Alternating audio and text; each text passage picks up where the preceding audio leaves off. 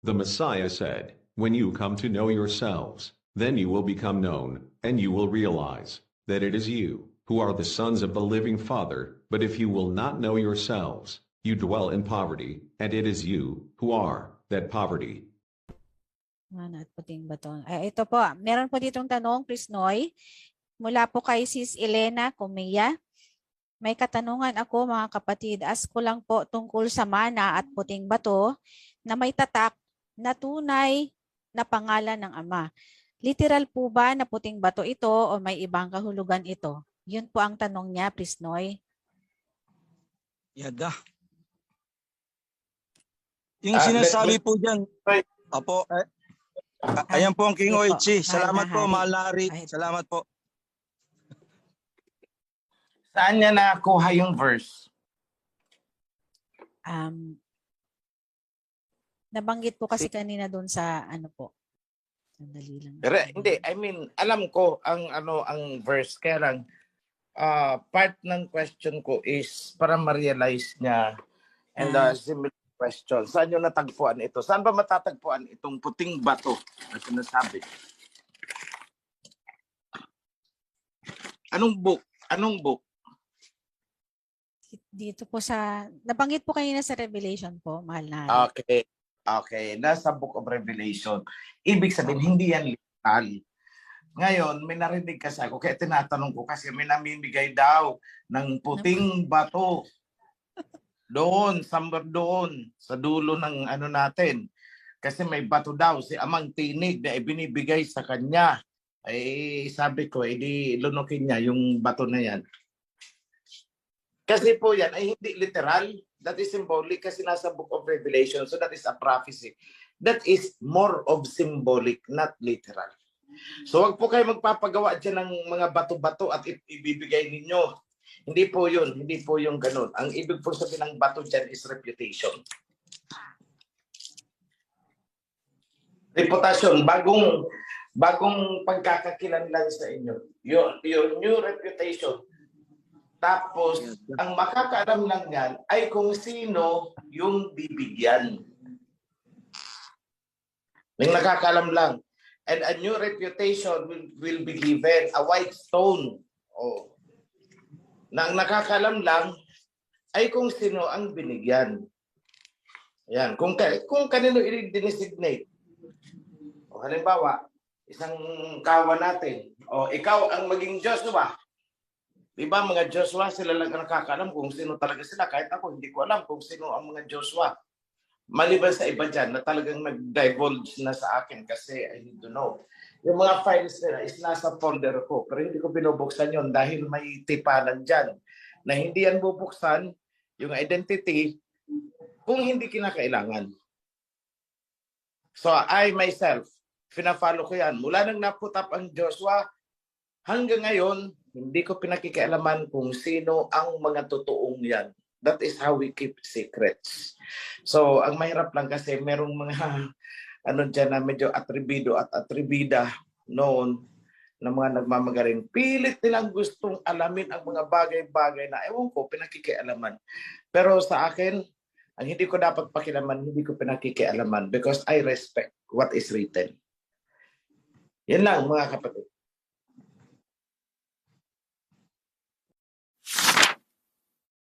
Mapagpalang araw po ng Sabat. May mga tanong po ako, sino-sino po ang tinutukoy na tagapangalaga ng mga nabanggit na kongregasyon o assembly sa ngayong panahon? Existing pa rin po ba ang mga assemblies literally? Kung ang Ophir ay isa na tinutukoy na Philadelphia Assembly, may tinutukoy rin po bang tagapangalaga nito? Ano po yung mga basihan na nakita sa Ophir kaya naging Philadelphia Assembly? Matutukoy na rin po ba ang ibang assembly sa ayun? Ito na po yung kanasagot na po ito kanina. Prisnoy? Okay. Ako na. Sige po. Salamat Mahal po. na hari. Salamat po. Bigyan ko ng linaw ito. Ganito lang po yun. Yung tanong na kung nag-i-exist pa ba? Actually, mag-i-exist pa lang. Naintindihan niyo yung sinasabi ko? Hindi, nag-i-exist pa ba? Ibig sabihin, nag-exist noon, wala na ngayon. Hindi, wala noon, mag-i-exist pa lang ngayon. Kasi Book of Revelation po yan. Ibig sabihin, mangyayari yan sa huling araw na magkakaroon ng 7 grupo worldwide. Yun ang mga kongregasyon. So ibig sabihin, mabubuo pa lang yan. Kaya hindi pa natin alam kung saan yan, sino-sino sila as of this time. So ang gagawin lang ng Philadelphia Assembly ay ilabas ang kaalaman. At mula doon sa kaalaman, di ba, kagaya nung inilabas ko yung kaalaman, di ba, nabuo tayo. O ganun din sa lugar nila, pag nakarating sa kanilang kaalaman, kusang mabubuo yan. And we will know who they are pag naandyan na sila. As of this time, hindi pa natin alam yan. But one thing is sure, they will be coming from the Shemites. I'm not talking about the location, yung lokasyon. I'm talking about who they are. Kasi sa atin, pag sinabi natin Shemites, ang iniisip ka agad natin yung lupa. Hindi po yung lupa. Paano pala kung nakarating ka sa ibang lugar, hindi ka na Shemite. O di ba? So kahit nakarating ka ng Amerika, nakarating kayo ng Europe, kasi doon na kayo, nag-migrate na kayo, still you are a Shemite. So pwedeng sa inyo manggaling yung isang kongregasyon. At hindi po yan maliliit na kongregasyon. Malalaking kongregasyon yan. Malalaking populasyon yan. So makikita kaagad natin yan. Malalaman natin. Depende sa karakteristik nila. So ngayon, may gusto lang akong i-clarify. Kanina medyo na-slip off doon si Priest Nonoy. Yung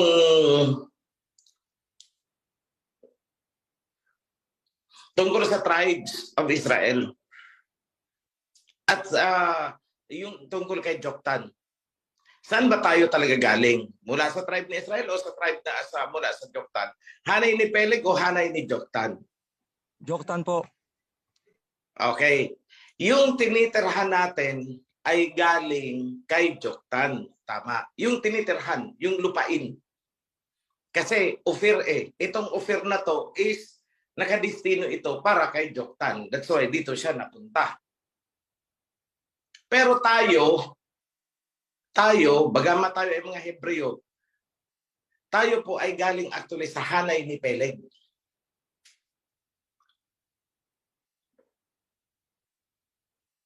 Tayo ay galing sa hanay ni Peleg na napadpad sa lupain ng Ophir ni Joktan. Kaya tayo ay Ophirians by citizenship. Pero kung lahi ang titingnan, hindi tayo Ophirian, but rather ay Peleg. Part tayo ng Israelites. Kasi yung tribes of Israel, yung 10, unang nawala yan, panahon pa lang ng Assyrian invasion. Hindi pa isinisilang ang Misaya. So tandaan yan, hindi pa isinisilang ang Misaya, nagkaroon ng Assyrian invasion, siege of Jerusalem by the Assyrians. Yung mga Assyrians ang lumusob. So itong 10 tribes, kumalat ito, karamihan ito ay napadpad papunta sa silangan. At doon nagsimula, sa lahi ng mga yun na napadpad sa silangan, doon nagsimula ang 10 Bornean datos natin.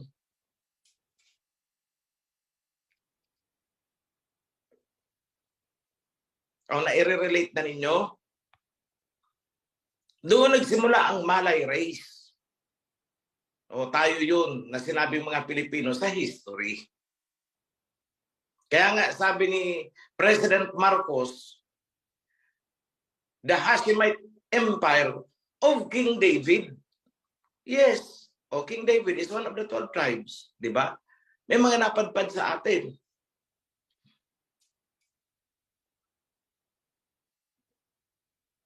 Because King David, pinagharian niya ang 12 tribes. Nagkaroon ng Assyrian siege.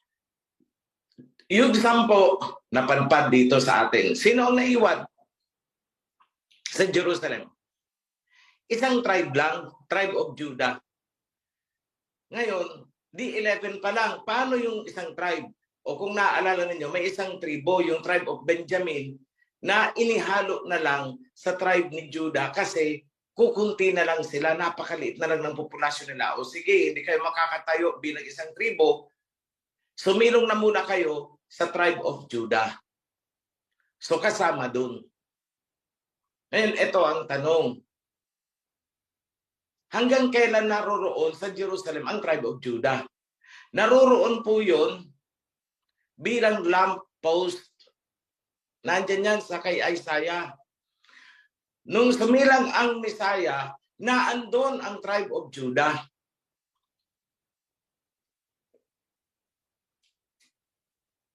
Okay? Ngayon, kailan nawala sa Jerusalem ang huling tribo ng Israelite? Noong nagkaroon naman ng siege of Jerusalem by the Romans. So yung mga Romano na ang nagpagpag ng tuluyan sa huling tribo na naiiwan sa Jerusalem. O saan sila napadpad? Dito sila ngayon sa Africa. O yun lang ang ikaklaro ko doon. Yung isang tribo ni Judah napadpad ng Africa. Mula sa Africa, dinukot sila at ibinentang mga alipin para matupad ang nasusulat sa Deuteronomy. Okay. Saan sila nakarating? Europe at kalat na sa iba-ibang mga colony ng Europe. Kaya may mga blacks, kahit saan ka pumunta may mga blacks, tribe of Judah yan. So, ang concentration nasa Africa, may mga naiwan sa Africa, yung iba nasa Amerika, may nasa Brazil, may nasa kung saan-saan, may mga plantation ang mga serpents. Ginawa silang mga laborer. So yan po ang istorya doon. So tayo actually ay mga Israelites. Ang hindi lang natin matukoy, saan tribe tayo ng Israel nang galing. So ngayon, ito. Ang tribe of Manasseh ay kamukhang-kamukha natin. Hindi nawala ang kanilang kultura kasi noong sila inapadpad dyan, somewhere between ng India at saka China, nandun sila sa pinaka-remote, doon sila nagkandong. Na-maintain nila ang kanilang kultura at nakikita sila ngayon. O, sa ano sabi nila? Beni Manasseh. Galing daw sila kay Manasseh. Kamukhang-kamukha natin. Sino pala tayo? Tayo ang Ephraim.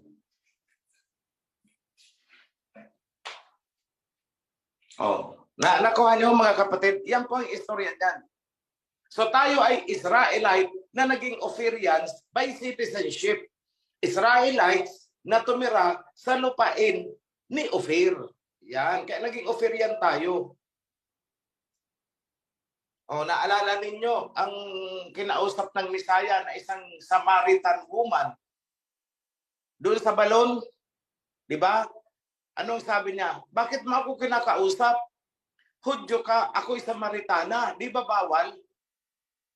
Pero anong sagot ng Messiah? Kung kilala mo lang sana ang sarili mo, kung alam mo lang sana kung sino ka, kung alam mo lang sana kung anong lahi mo, sana nakahingi ka sa akin ng living water. Paano? Kasi ang akala ng babaeng yon, siya ay Samaritana, hindi Israelite. Kasi nga, saan siya nakatira? Sa Samaritan. So hindi niya akalain na siya ay Israelite pala. Ganon din tayo dito. Hindi natin inaakala na tayo ay Israelites.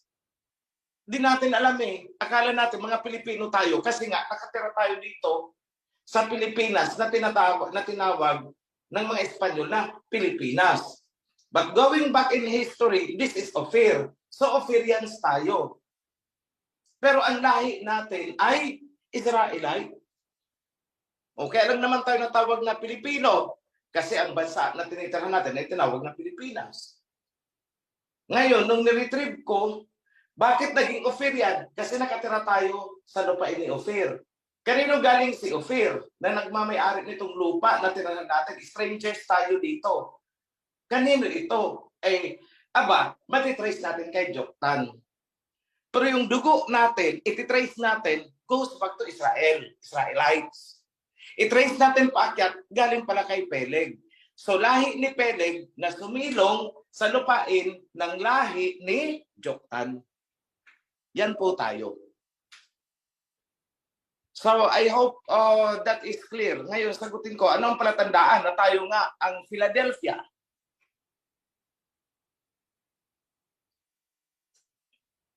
Anong sabi doon?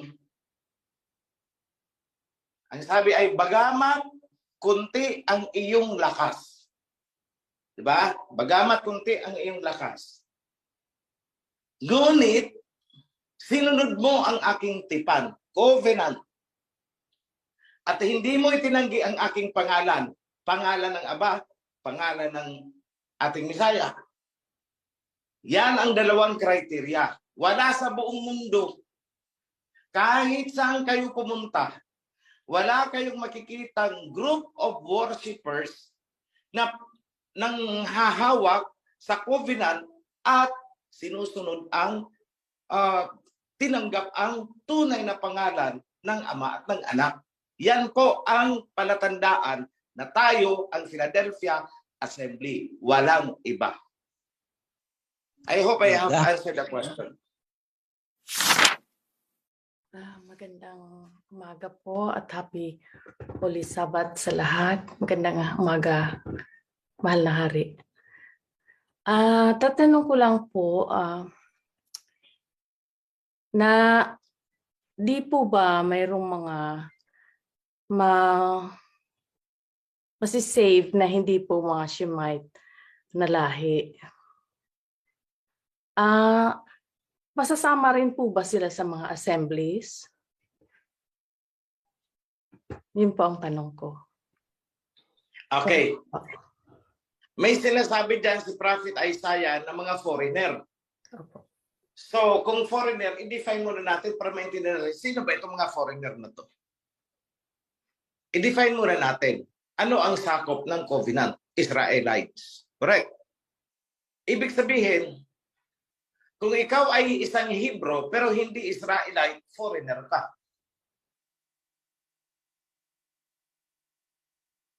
O, tingnan niyo ulit ang chart. Magsimula kayo kay Shem. Sino ang mga anak ni Shem? Si Elam. Sino pa? Ashur. Sino pa? Aram. Sino pa? Lud. O di ba? Tapos sino pang isa? Arpaksad. Saan tayo nagsimula? Mula kay Arpaksad lang. Mula kay Arpaksad, nagkaroon ng mga Hebrew. Mula sa mga Hebrew, nagkaroon ng Israelites. So, ibig sabihin, yun ang sinabi ko sa video noon.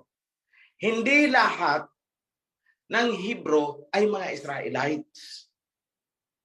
Kasi ang Israelites na matatawag, yung descendants lang ni Jacob. Diba? E paano yung ibang mga Hebrew na hindi naman nagsimula kay Jacob?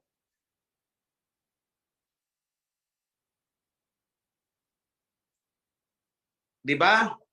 Paano yung mga ibang Shemites na hindi naman nagsisimula ng galing kay Arpaksad? Yung lahi ni Lod, hindi yan mga Hebrew. Pero Shemites. Yung lahi ni Elam, mga Shemites din yun. Pero hindi sila mga Hebrew. At mas marang hindi Israelites kasi nga hindi Hebrew. Eh lahat ng Israelites ay Hebrew. Ang lahi ni Aram, Shemites din. Pero hindi Hebrew. So therefore, hindi pwedeng maging Israelite. Ano sila? Mga foreigner sila insofar as the covenant is concerned na ibinigay sa mga Israelites ni Jacob. Sila ang mga foreigners. Ngayon, ito ang tanong. Paano itong mga Japhethite? Paano na yung mga serpents?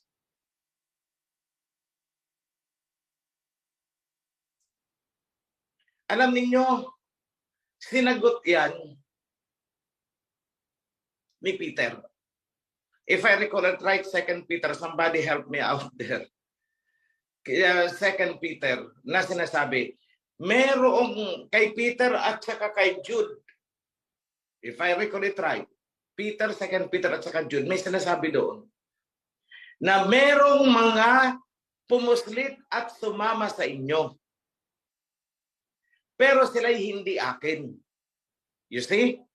So ibig sabihin, maraming mga sumama pa sa atin ngayon sa covenant na hindi naman talaga sa Kanya. Tapos ang sabi, yan ay mawawala din sa inyo. Ibig sabihin, matatagpas. Okay. Ngayon, may sinusulat pa dyan. Kasi tinanong siya ng mga disciples, paano yung mga pumasok na sa amin at umalis? Ang sabi ng Messiah ay, oo, sumama sila sa inyo. Pero kaya sila umalis sapagkat hindi naman talaga sila nabibilong sa inyo. You see? O parang alam na alam ng Messiah.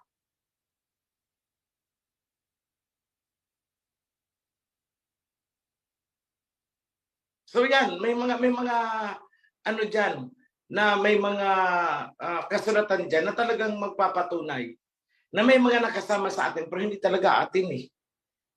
Hindi talaga natin kasamahan. So anong sabi? Mawawala din yan sa inyo.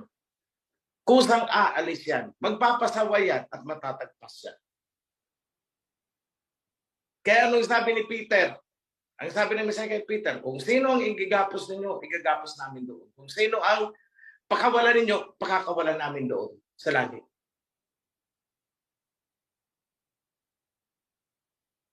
So parang very clear. Ngayon, sino yung mga mapapabilang doon sa talagang siguro talaga hindi atin at hindi talaga dapat maging atin? Yan sinabi ko noon, nasabi ko mukhang para sa mga serpent seeds. Hindi talaga sila magtatagal dito sa atin.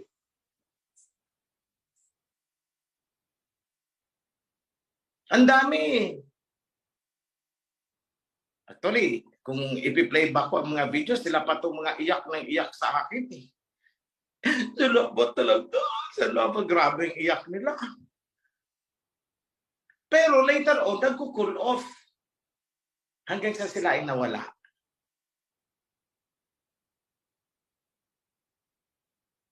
Wala, hindi ko na alam kung nasaan. Ayaw ko ng pangalanan eh. Bakit? Serpent seed pala. May sa akong tumbok na tumbok eh. Self-confession kasi ang ginawa niya. Pinicturean niya pa sa akin. At pinadala sa akin ang picture niya at pinakita talaga. Ay sabi ko, serpent seed nga. Pero sabi ko, makakapasok rin pala ang serpent seed. Yung mata niya pang serpent talaga. Pero what happened? Nawala.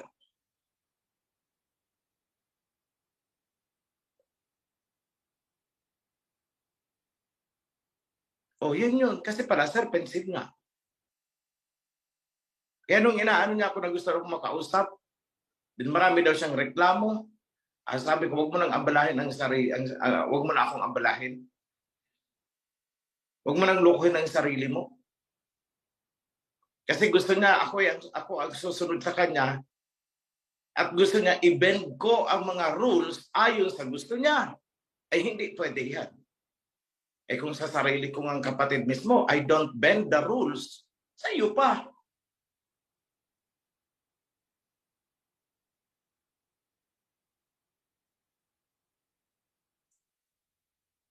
So yan po ang I hope malinaw sa inyo na meron talagang sasama sa atin pero hindi para talaga natin kasamahan at sila ay talagang maliligwak yan. Dahil pagdating ng mga circumstances, lulutang ang kung anong kalooban nila. At sila ay mawawala. Kasi ang tupa ay tupa. Masunurin yan. Hindi kailangang tutukan, hindi kailangang pilipitin. Ang tupa ay tupa. Ang kambing, kambing. Kahit anong gawin mo sa kambing, kambing yan eh. Ano magagawa natin dyan? So yan lang mga kapatid. I hope I answered the question clearly. Salamat po, King OHC. So, pwede po mag-follow up. Parang ibig po sabihin kaya niyan, hopeless talaga yung family ko. Kasi I'm married to a Luxembourgish. So, hopeless sila na ano. Although, nakikita ko naman po na yung mga respect nila sa ginagawa ko, wala silang contradiction, parang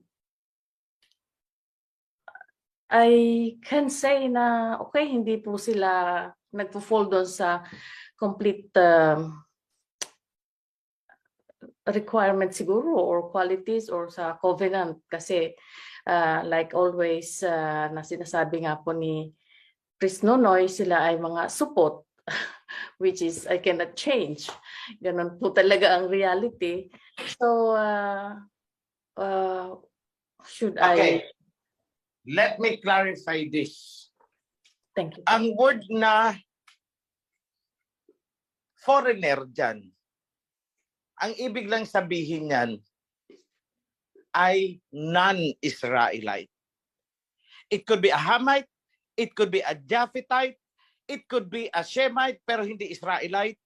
It could be another Hebrew group na hindi kasama sa Israelites. Lahat sila ay nabibilang sa foreigner. Yan ang definition ng salitang foreigner. Ang alisin ninyo sa inyong isipan na pag sinabing foreigner sa Bible, Japhethite. Hindi ganon. Ang ibig lang sabihin ng salitang foreigner, someone na hindi Israelite. It could be a Japhethite, it could be a Hamite, it could be among the Supots. Kasama sila doon sa foreigners. Kasi tandaan natin ang nasusulat. Great multitude from different nations and different tongues ang maliligtas. Belonging to the great multitude. Silang mga nagsumikap din na linisin ang kanilang sarili. Nagsumikap din na sumunod sa rules. Although they are foreigners. Na ang ibig sabihin ay hindi Israelite. But one thing is sure.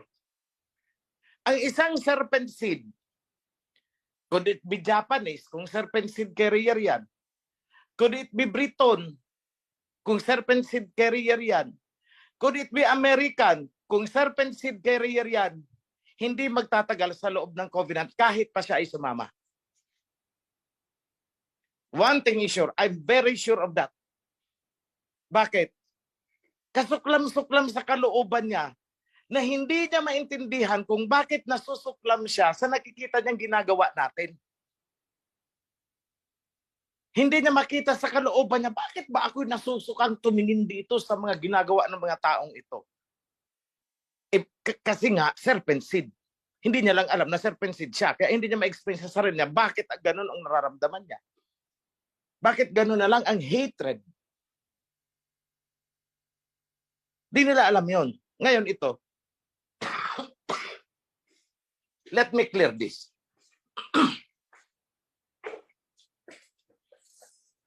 Hindi lahat ng Amerikano ay serpent seed. Oo, Japhethite, pero hindi serpent seed. May mga Briton na pwedeng Japhethite lang sila, pero hindi serpent seed. Bakit? May mababait din naman ng mga Briton eh. Si Cornelius, European, di ba?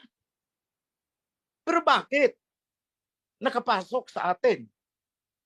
It's because, oo, Japhethite siya, pero hindi siya serpent seed.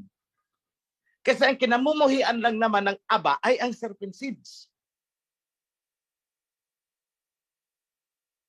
O, sa mga blacks, akala nyo walang serpent seed carriers sa mga blacks?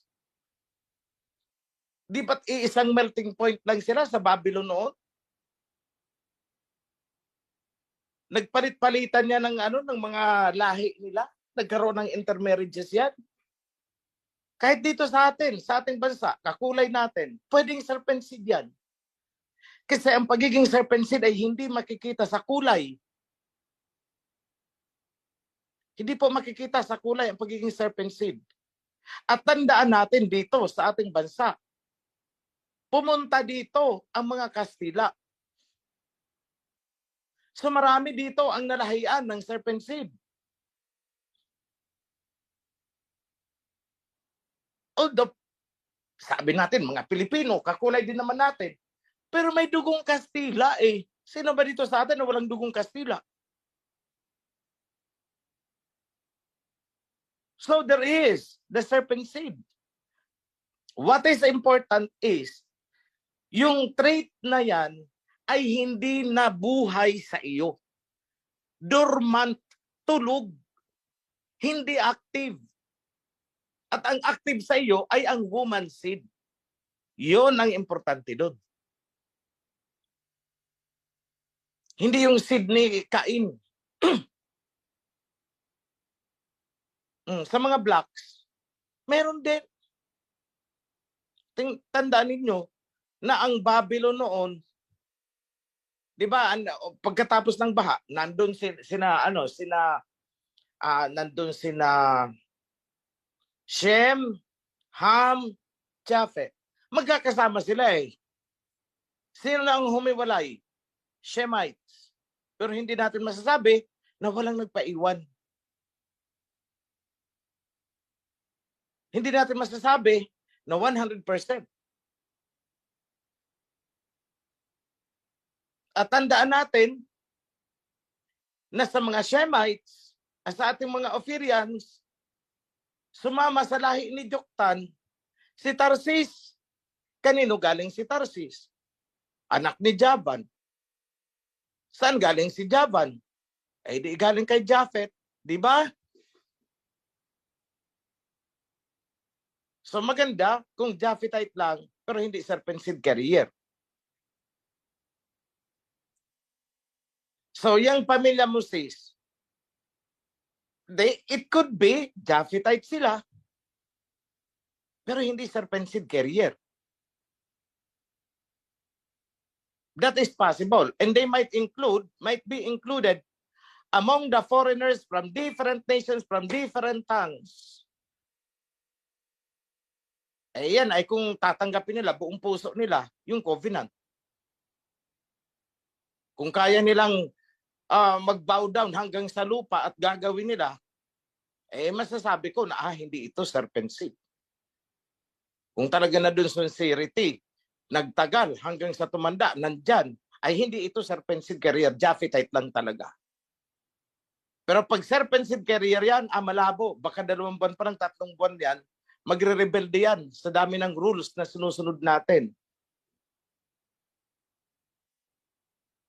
O yan yun. Yan yung sagot ko sa'yo, kapatid. They might be foreigners.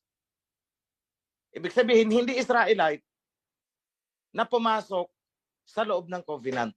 Nakipag-covenant din. Possible yun. So, ikaw, ang makakaano niyan? What really they are? Saan sila maninindigan? It's a matter of conviction kasi. Pero sasabihin ko na, kung serpent seed carrier yan, kahit anong gawin mo dyan,